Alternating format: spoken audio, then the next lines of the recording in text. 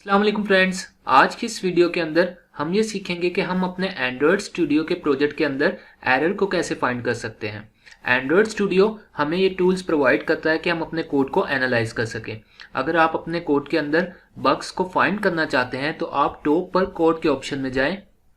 यहाँ पर आपको इंस्पेक्ट कोड का ऑप्शन नज़र आएगा।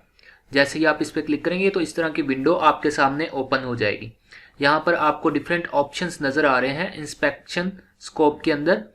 होल प्रोजेक्ट, मॉड्यूल, अनकमेंटेड फाइल्स और कस्टम स्कोप वगैरह के ऑप्शन आपको नज़र आ रहे हैं। यहाँ से अगर आप अपने पूरे के पूरे प्रोजेक्ट के अंदर एरर्स को फाइंड करना चाहते हैं तो आप होल पे सिलेक्ट करें और एनालाइज पे क्लिक कर दें।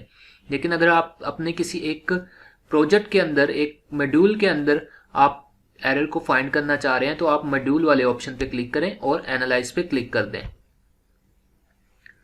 जैसे ही आप क्लिक करेंगे तो स्कैनिंग स्कोप स्टार्ट हो जाएगा।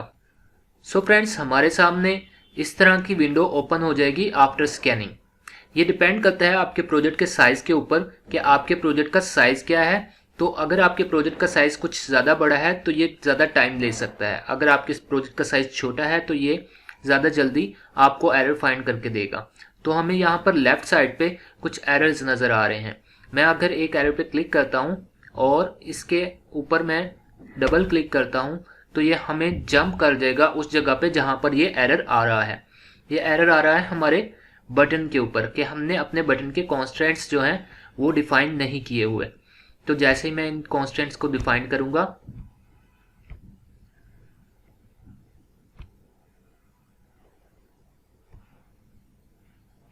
तो ये एरर हमारा ख़त्म हो जाएगा। ये एक एरर हमारा ख़त्म हो गया और उसके बाद इसी तरह से हम अपने कोडिंग के एरर को भी ख़त्म कर सकते हैं। यहाँ पर हमारे पास मेन एक्टिविटी 3 के अंदर एरर आ रहा है। जब इसके ऊपर मैं डबल क्लिक करूँगा तो ये जंप कर जाएगा उस जगह पर जहाँ पर हमारा एरर आ रहा है। यहाँ पर हमारा BTN के अंदर एरर आ रहा है, बटन के अंदर। इसको हमें प्राइवेट करना पड़ेगा, तो मैं यहीं से इसको प्राइवेट कर देता हूँ। तो ये एरर भी हमारा ख़त्म हो जाएगा। इस तरह से आप अपने एंड्रॉयड स्टूडियो के प्रोजेक्ट के अंदर एरर को फाइंड कर सकते हैं और अपने कोड को बग फ्री बना सकते हैं। होप सो कि आज की इस वीडियो के अंदर आपको ये अंडरस्टैंड हो गया होगा कि आपने किस तरह से अपने एंड्रॉयड स्टूडियो के प्रोजेक्ट के अंदर एरर्स को फाइंड करना है। Thanks for watching this video.